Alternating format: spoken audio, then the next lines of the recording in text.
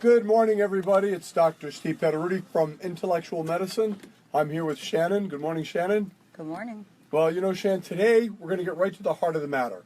The heart of the matter, it is all about cancer. And do hormones cause or increase your risk? And if so, how much? And is it worth the risk benefit? You know, you've heard us say many times, you will either be on hormones at some point in your life or suffer the consequence. And there is clearly adverse consequence to the deprivation of hormones over time.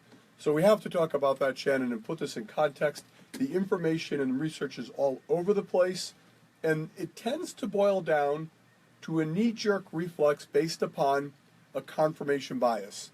That is, most doctors have preformed their opinion about this matter, and before they even engage the literature, they will be prepared to give you advice.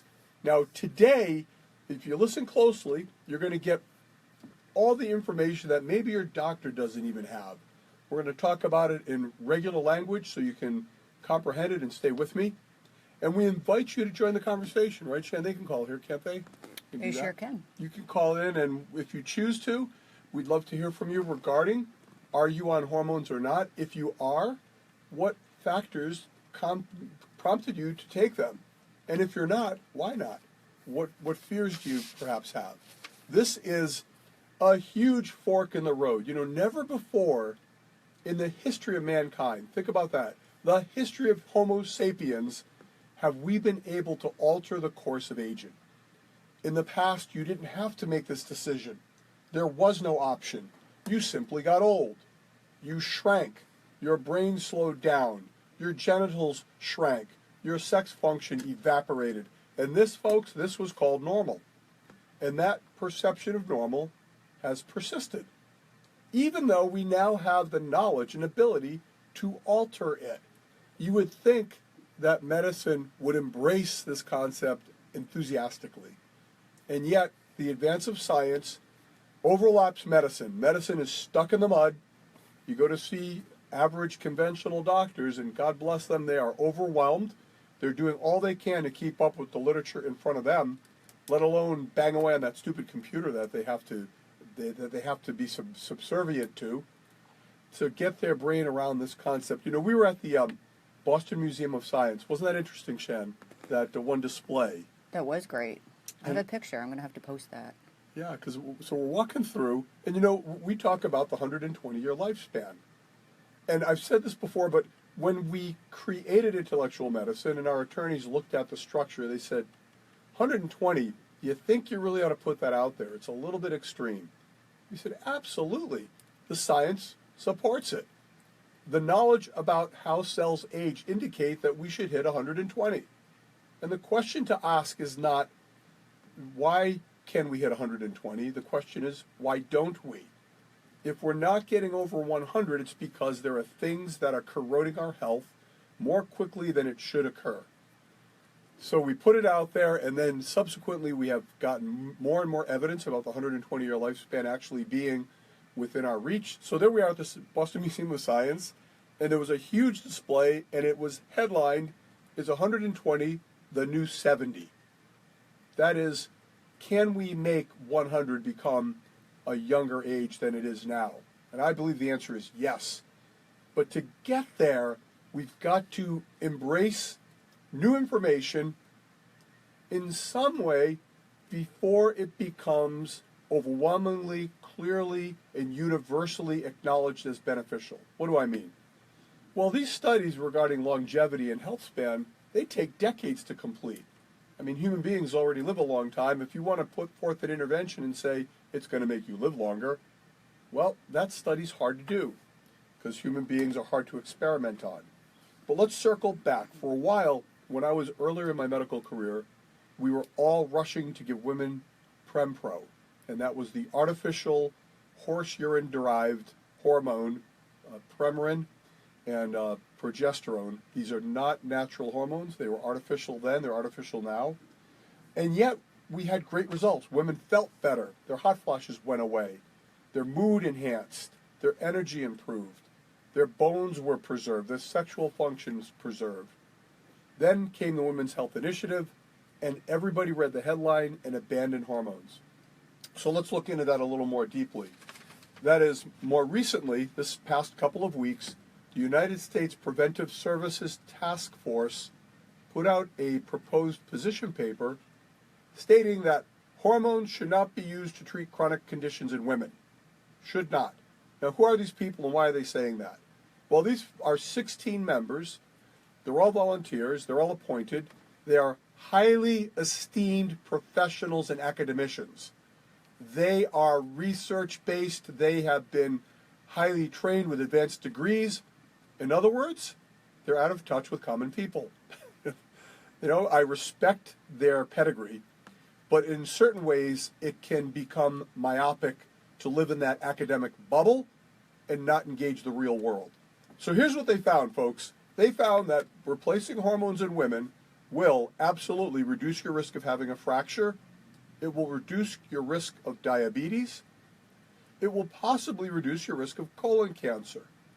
They also found that estrogen alone, that is artificial estrogen without progestin. Now there's an important difference here. Artificial progestin that has been used in prior studies is not progesterone, that is bioidentical.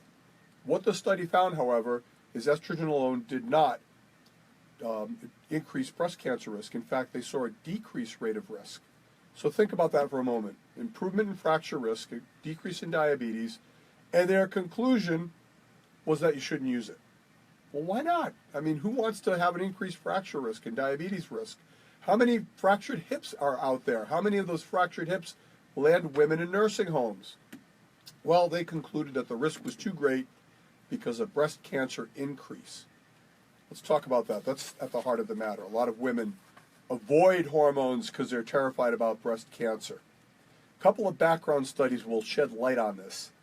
One, in the journal Climacteric, well-informed women who are currently on hormones and benefiting from them, who are fully knowledgeable about all the studies, those women almost universally chose to stay on hormones because of the overwhelming health benefit that they were getting. A subsequent study from the Women's Health Initiative that was published in 2003 came out in 2008, commonly referred to as the Fournier study. It was published in Breast Cancer Research and Treatment. This study looked at different types of hormones, and they found a variable risk of cancer depending on the type of hormone you used. Specifically, progesterone, not artificial progestin, but rather progesterone, did not have increased cancer risk. Only the artificial junk did. Now imagine for a moment that you could rationally presume that there's no increased risk of breast cancer. Would it not affect your thought? These studies are quite varied. In fact, while the U.S. Preventative Health Task Force is against using hormones for chronic research, the British Menopause Society states, and I quote, "Hormone replacement therapy still offers potential for benefit to outweigh harm." So depending on which country you're in and who's interpreting the literature, there'll be different perspectives. Now, Shannon, I thought it was absolutely fascinating that when they were listing the risks and the benefits of hormone replacement, nowhere did they mention sexual preservation. Not one word. Well, that's not going to kill you, right? I'm just saying. It'll How make do you want to die. How do you different than cancer, different than fracture risk? You can't quantify it. I perceive this to be a puritanical bias. Why are we not talking about sexual function? It has been shown over and over again, and it's intuitive, that healthy, vital sexual function is a benefit to youthful living. Given a choice, most people would choose to preserve their sexual function, their vaginal health. And yet, it was absolutely absent in this assessment. They said, what about increased risk of strokes and blood clots? Once again, it depends on the type of hormone being used, and it may depend on the route of administration, and of course, the underlying health of the patient. The bulk of studies have shown benefit with regard to heart disease. It's interesting that women premenopausally have profoundly lower heart disease rates than men. After menopause, those rates skyrocket. So it's intuitive to presume that there may be protection there. We're going to talk about this further. I do want to get to Sandy. She's been patiently waiting. She has a question about hormones. And then, folks, I'm going to tell you why intellectual medicine disagrees with the United States Preventive Services Task Force and why we're right and they're wrong. But first up, it's Sandy. Sandy, welcome to Intellectual Medicine with Dr. Petteruti. Thank you.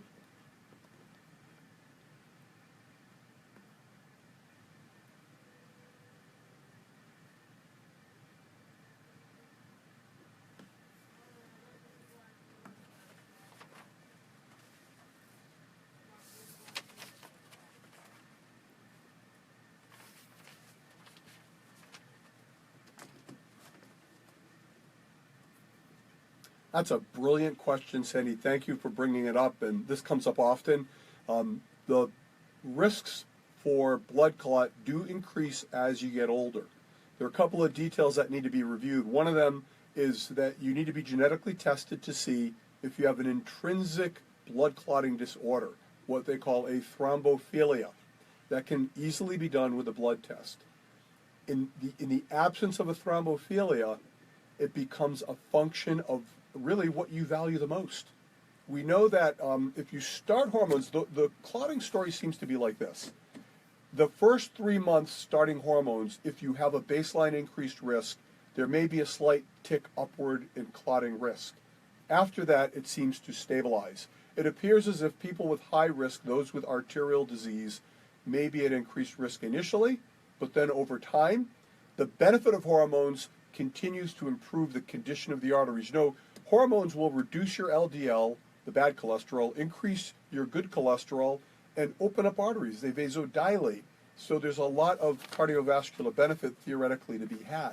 What we do in intellectual medicine is evaluate your arterial system, your blood clotting risk. Then you can do things to mitigate that risk. You can do intravenous chelation, which is healthy for arteries. You can do aspirin therapy. And then it comes back again to what do you value, Sandy? The preservation of your bones, the preservation of your muscles, is it worth the potential risk? Now, don't forget, those artificial hormones you were taking back in the day of birth control pills were colossally elevated in their level. They were horse urine based. Your body does not know how to metabolize them because they go through the liver. The bioidenticals bypass that. So, right.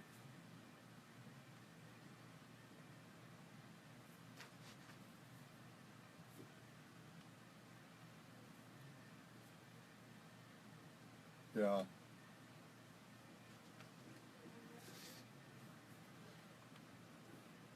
Yeah. Well, let me summarize it this way. I don't think that you should deprive yourself of the potential benefit because of that ancient event done with whoppingly high hormones. But thanks for calling and thanks for the question. Well, we're going to take a short break, folks, and when we come back, we're going to tell you why you should be on hormones and the evidence supporting that. Later in the show, we're going to be talking about cigarette smoking in public spaces, and we're going to tell you about some drugs that have new applications that can keep you healthy, old drugs with new benefit. I'm Dr. Petteruti. You're listening to Intellectual Medicine. And then I wanted you to reiterate what she was saying.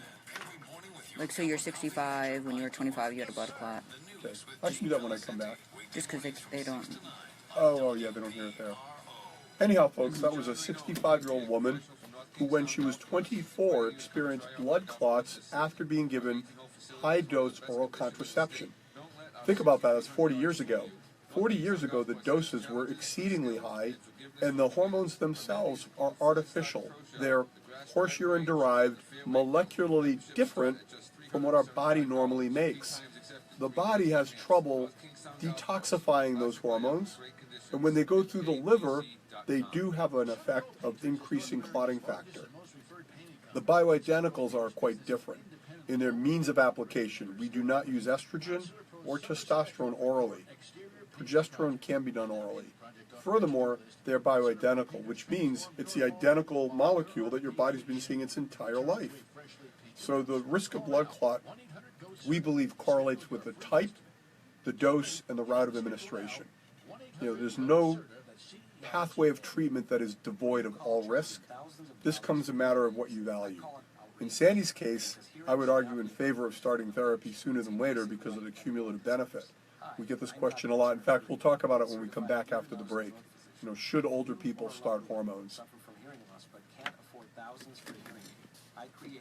Hey, Doug. How much time will we have after the break before the half hour? 6 minutes. Okay, thanks. Just give me like a 1 minute warning as we're running into it. No costly doctor's visit. No expensive and time-consuming fittings or appointments. No ugly, old-fashioned hearing aid that costs thousands. MD Hearing Aid is an FDA-registered, audiologist-tested hearing aid that's discreet and lets you hear what you've been missing at a savings of more than 80% off the average price of a traditional hearing aid. Call now for your 45-day trial. 1-800-400-9249. Plus, you'll even get free batteries for a whole year. 1-800-400-9249. Hi, I'm Rick Edelman, host for The Rick Edelman Show right here every weekend. I want you to ask yourself, where will you be 4 years from now? Well, 4 years from now, you'll be 4 years closer to retirement. Will it be everything you want it to be? Come to my seminar. What else you got? For retirement. Okay. What else you got? What else are you talking about? Well, we're going to finish talking about hormones when we come back. And then we're going to shift to the tobacco and fossil fuel issue. And that's how I'm going to end the half hour and invite people to weigh in with their comments. So what I need to do is just wrap this hormone part up in the next couple of minutes, and then shift gears so I can set up the next segment. And then we'll talk about that after the half-hour break. And then we'll finish up with a review of metformin, showed a decrease in coronary artery calcification. That statin drugs showed an improvement survival rate in people with colon cancer. And that gluten, when people were put on low-gluten diets, had no benefit with regard to heart disease. So many people now are going gluten-free, and gluten perceived to be pro-inflammatory. And there's another one, which is cortisone injections to the knee has been shown to corrode the cartilage over time. Interesting. 13 miles off the Rhode Island mainland. And that arthroscopic surgery to your knee for arthritis had no benefit. Intellectual Medicine with Dr. Petteruti. Call in now at 438-WPRO or 1-800-321-WPRO. Hey folks, I am back. This is Dr. Steve Petteruti along with Shannon from Intellectual Medicine. A gorgeous Saturday morning, a nippy fall morning out there, huh, Shannon? Really, it feels like November. It really does. Oh well, it's New England. I say if you want nice weather, you got to move. This is New England. Get used to it. There's no such thing as bad weather, only the wrong clothing. Anyhow, let's summarize this debate, this discussion about hormone replacement therapy. While there is information on both sides of the equation, the overwhelming benefits, we believe, favor hormone replacement. Here are your benefits, and without hormones, you will corrode all of these elements. And by the way, a critical missing piece in all of these studies is the lack of appropriately replaced testosterone. Yes, folks, women need testosterone at a younger age, and they might need it more than men. Testosterone is the first hormone that starts to fade in most women. In their late 30s and early 40s, it can start to manifest significant symptoms. Fatigue, irritability, diminished libido, that is, reduced sex drive, muscle atrophy, slow recovery after exercise. These symptoms can happen even when you're menstruating on a regular basis. And we often would start women on testosterone only at this juncture. When you combine these hormones together, you can expect an improvement in energy, an improvement in brain speed. That is, testosterone receptors are abundant in the brain, and with testosterone, the nerves actually conduct faster. Improvement in vaginal health, preservation of the lining and health of the vagina, the mucus secretion, preservation of the urethra, strength to the muscles in the pelvis that hold everything together. That's why older women leak urine, because their muscles are breaking down. That's why they're prone to bladder infections.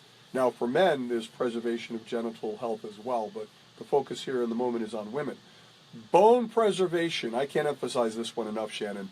There's an absolute pandemic of osteoporosis, fractured hips, fractured wrists, collapsing spines. Folks, if your skeleton collapses, life gets unpleasant in a hurry. And when that happens, it's really hard to intervene with. We should not stand idly by while we shrink, atrophy, and wither. That's no way to enter life's final chapter. And all those things can be prevented if we just judiciously and thoughtfully replace those hormones. The best time to do it is when you're younger, but as Sandy highlighted, at 65, is it too late? The short answer is no. The benefits vary, but you can still acquire them. You know, we had a woman, you remember, Shan, she's 84 when she came to see us, and her concern was function. You know, I'm worried about movement. We started her on hormones, put her on some supplements, guided her through some nutritional change. She lost 30 pounds of fat, got rid of the walker, and feels great. She's been at it now for 2 years with us. So think about it from that perspective. And think about this for a moment. If your thyroid were malfunctioning, and you were tired, and you were gaining weight, and you went to see your doctor, and your doctor said, well, your thyroid's malfunctioning, you'd almost be happy. Great, give me thyroid hormone. The exact same analogy occurs as your ovaries or gonads start to fail. The only difference is that instead of looking at that and saying, we can modify this, most doctors look at it and say, well, you just got to buck up. It'll go away. Just hang in there. And if you're getting stressed about it, we'll give you some Prozac. So we are heartily in favor of hormone replacement therapy, almost for everybody. Remember, it is part of, but not the full piece, of life extension and anti-aging therapy. In addition to the hormones, we must protect the brain, reduce cancer risk, preserve arteries. So that's our intellectual medicine overview. This is a topic we'll talk about frequently because it deserves attention. And we invite your calls and thoughts about it. But, you know, for the next couple of minutes before the break, Shan, we do have to turn our attention to tobacco and fossil fuel. A couple things in the news. The City Council of Providence voted to ban cigarette smoking in Kennedy Plaza and Burnside Park. That's the core area downtown. And their premise was that, hey, this makes the city stink. Tobacco and cigarette butts are the number one cause of litter nationwide and in urban centers in particular. And Mayor Elorza vetoed that bill. Why? What's good about public smoking? I'm interested in your thoughts on this, folks, after the break. Do you think that the state should ban public smoking? That is, just have it indoors? I think it didn't go far enough, Shannon. Why I don't either. I can't believe you'd veto that. I can tell you that when I walk down there, I surely don't want someone smoking next to me. It's gross. It's a threat to your health as well. Suppose you're asthmatic. Suppose you have lung disease. You know, what toxins are in that smoke that they're exhaling? You know, if you want to smoke, you have a private space you can do it in. So, I think the ban didn't go far enough. I think we should ban it in all public spaces. When we come back, folks, we'll talk about fossil fuel, Gina Raimondo, and we're interested in your calls about tobacco outdoors. Next up from the Revolution Software News Center, it's Doug Lizette. Doug, what's happening out there? California Republican Party is soliciting donations based on images of Kathy Griffin posing with that likeness of President Trump's head. An email sent Friday afternoon called Griffin's photo shoot disrespectful and obscene, and the California GOP is trying to make some hay with it. The governors of 4 New England states, including Rhode Island and Massachusetts, are joining a bipartisan coalition of states that are committed to meeting the goals of the Paris Climate Agreement. This comes after President Trump announced the U.S. was dropping out of that pact. And here's something to think about if you see people out surfing in all sorts of weather, Narragansett or a Horseshoe Neck Beach in Massachusetts. Jack O'Neill, a Northern California surfing icon, is the guy who invented the wetsuit. He has died at the age of 94. He moved to a beach area in San Francisco in the 1950s. In the 1950s, water there was cold. He tried to come up with a material that would keep him warm, and the wetsuit was the result. I would have thought Jacques Cousteau invented that. Beat the Red Sox 3-2 Friday night. Durham I think Jacques Cousteau invented the scuba, self-contained underwater breathing apparatus. 7-5. And from the Seascape Lawn Care Weather Center, the exclusive AccuWeather forecast. Oh, the idea of being underwater times of sun and clouds in a today wetsuit with spotty showers scuba around gear. high No. 69 degrees. It's me claustrophobic, you know, the little mask. Low 47. I don't like being down Suburbs, there. 52 To me, in the you got a city. great And disadvantage against sunshine, sharks and sunny morning giant will give way to octopi a and- cloudy Turn it down. afternoon and a pretty good chance of rain later in the afternoon. Man. Evening hours on Better? Sunday Yeah, it's like of screaming. 70 degrees. Yeah, I don't need to be under there. From the New England Truck Solutions Traffic Center, here is your Burger King regional traffic. Some South County road work today, Route 4 south after 102 in North Kingstown, also the Newport Bridge with work today, but no huge delays down there. It's a pretty good ride in Providence right now, although the lane restrictions continue on both sides of 195 between Providence and East Providence at times. Looks good up in Blackstone Valley right now. And we are brought to you by Burger King, the mix and match, choosing from the extra long cheeseburger, original chicken sandwich, and big fish sandwich, any two, just $5 only at Burger King, where taste is king. I'm Dave Gardner on WPRO. Are you ready to get this party started? Start your mornings with up-to-the-minute news, traffic, and weather with Gene Velocity.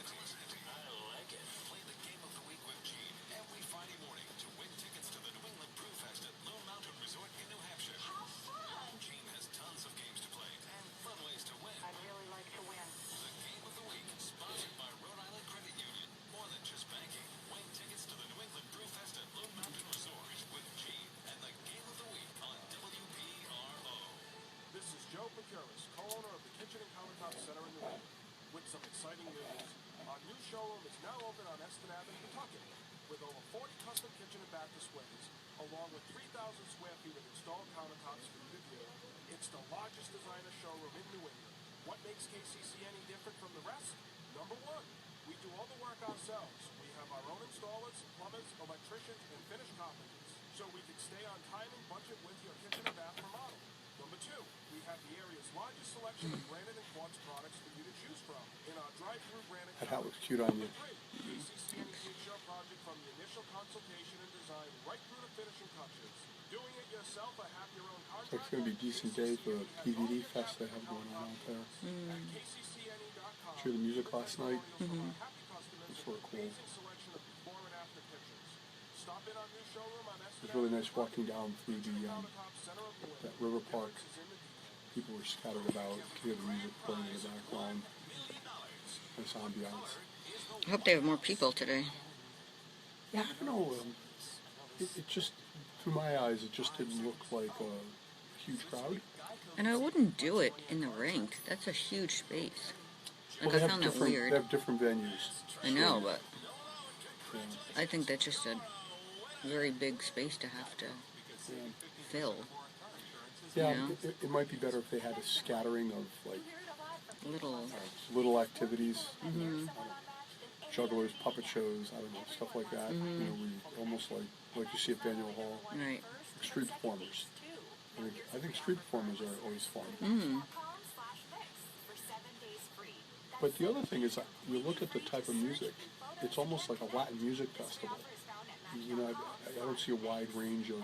There's no country music. There's no blues or rock. I don't know. Just from what I saw, anyhow. You're going back on. Oh. Dr. Petteruti, join Dr. Petteruti as he guides people towards living the 120 lifespan while retaining scientific evidence to address conditions that both joy and vitality while protecting people from the harmful aspects of conventional medicine. Now, here's Dr. Steve. That's right, folks. Joy and vitality. Joy and vitality. We're just talking about anti-aging therapy and life extension. Who would not want that? What doctor would advocate that we get old fast? I don't think it's so much they advocate you get old fast, it's just that they have not devoted time and attention to this detail, and that they are actively discouraged from doing so because the insurance companies and the powers that be frown upon innovation. They like conformity, they like dogma, well, they like control. You know, think about that. Hey, if you've never considered doing bioidentical hormones, I invite you to try them for 6 months. 95% of our patients never look back. It's life-changing for them. Or life-preserving, no matter what age. So here are a couple of studies to know about, and then we're going to talk more about this tobacco thing. It's driving me nuts. The French E3N study was a study that looked at different forms of hormone. There's a study following women and looking at their cancer risk and other chronic risk factors. In the French study, there was no increased risk of cancer found. Benefit to heart disease. The Fournier study from 2008 is the one that showed no increased risk with bioidentical progesterone. These are studies that your doctor should know about if they're going to counsel you regarding hormone therapy, and if they don't, it indicates an incomplete review of the literature, in my view. All right, so this tobacco thing, though, I remember a time when folks would smoke in restaurants. You guys remember that? And then they had, remember, Shan, the no smoking section. I do. It was like pretend. They'd have it like, it would be roped off. Yeah, like they'd be so Mayor Lorzo's rationale is that by banning tobacco from the core of Providence, the city council really is trying to discriminate against poor people. A couple of problems with that, Mayor. Number one, I didn't know you're a mind reader. He can actually discern intent based upon a law. Number two, last I checked, there's a city ordinance banning tobacco from restaurants. Is this an insidious campaign to stop poor people from going to restaurants? Are we banning tobacco from Capitol Grill because we don't want poor people going there? That's an absurd claim. The idea of banning tobacco from public spaces has a lot of merit in our view. Number one, it's going to make the air cleaner. It's going to protect bystanders. It's a dense world out there. Next, role modeling. Now, what about kids seeing smokers? What about borrowing cigarettes? That kind of communal smoking will be discouraged. And number three, litter. It just ruins a city to see a lot of cigarette butts and litter strewn about. Packages of tobacco, butts of cigarettes. So for some reason, Mayor Lorzo is in favor of, a smelly city with lots of litter. Otherwise, why wouldn't you promote a tobacco ban and expand it to the entire city? That's our view at Intellectual Medicine. I do advocate for public freedom. However, when it comes to the willful destruction of the environment by a small minority of people, as manifested through tobacco use and its litter and its debris, how much do cigarettes cost? Oh gosh, I don't know. It's gotta be like $14 a pack now, right? Yeah, they're pretty expensive. That's a lot. So tell me, what poor people are dropping $14 a day on tobacco? So I'm saying 14, 2 packs a day, $20. Yeah, do the math, right? Yeah. Do the math. That's a tough nut to crack, right? If you've got a narrow income, you could argue that by banning tobacco from the city, you're actually helping poor people to kick a habit they can't afford in the first place. Although perhaps Mayor Lorzo wants to distribute free cigarettes. Maybe that'd be the right thing to do. After all, the poor things, right? They don't have anything else to do but smoke. Give them a chance. Well, let's pivot a moment and talk about the climate issue that's been hot in the news lately. And I find it utterly ironic that while we've pulled out of the Paris Accord, by the way, I don't know anything about the Paris Accord. All I know is that it's a huge deal that everybody signed up on, and it's somehow supposed to save the world. I have a question for anybody listening can answer this, because I can't. We've all heard about the calamity of global warming. Now, granted, I admit that things get a little bit warmer when you look at the stats. No doubt about it. However, how can they predict the consequence of that in 10, 20, 30, 40 years? They can't predict the weather next week, and we're supposed to have confidence and spend trillions of dollars so we can prevent the temperature from going up 1 degree? Because if we don't do that, somehow the world is going to collapse. Here's a question. What are the good things about global warming? Now, I've not heard any positive effects being theorized, but it's hard to imagine any event in the environment that is unmitigatedly negative, other than maybe oil spills. But have you heard anybody saying anything positive about it, Shan? Nothing. No. No. The potential for, the Midland of Canada to become a fertile area with abundant food production. The idea that other factors can maybe mitigate some of the negative effects. Again, we're not promoting reckless use of fossil fuels. In fact, we're against fossil fuel as a fuel source. But here's a question I've got, Shan. Governor Raimondo joined 4 other governors in Rhode Island stating their affirmation of the Paris Climate Agreement. How can she do that and at the same time take money from Invenergy, the company that's building the power plant in Burrillville, a fossil fuel burning power plant on colossal proportions. A huge pollution belching monstrosity in our backyard in the most densely populated nation in the country with the highest per capita cancer rate in the nation, and they're going to stick that right in our backyard. How are we going to get off of fossil fuel if they keep jamming it down our throat? And the argument is that, well, we need this, right? Without it, the grid will shut down. It's nonsense. The fact is that if you create an opportunity, if you create a void, ingenuity will fill it. Specifically, renewable energy will fill that void if you just give them a chance. Do you know that Rhode Island is more dependent on fossil fuel than any state in the nation? That 99% of our energy comes from fossil fuel? And in Texas, they have 30% of their fuel coming from renewables. How can that happen? Is there something different about our climate? Is it completely altered? We have plenty of wind here. We can capture some solar. Here's the difference, though. The fossil fuel people don't pay for the real cost of their product. Now, I remember Ciba-Geigy. They were an old plant. They were in Rhode Island. And when they moved, they left behind a residue of contaminated soil. And if you're a homeowner and you contaminate the soil on your property, you have to clean it up. And it's expensive. There is an unmet obligation to keep that soil clean, and you got to pay that bill. Well, what about the oil companies spewing toxins into the air? Shouldn't they be responsible to clean up after themselves? The fact is they're not. They get a free pass. So I would love to see our state legislature enact a tax on carbon emissions, on all the factories, on all the power plants. A tax that would equal the cost per kilowatt hour to that of windmill and solar. If you want to compete evenly, then you've got to have an even playing field.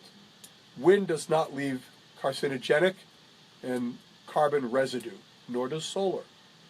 Then make it equal.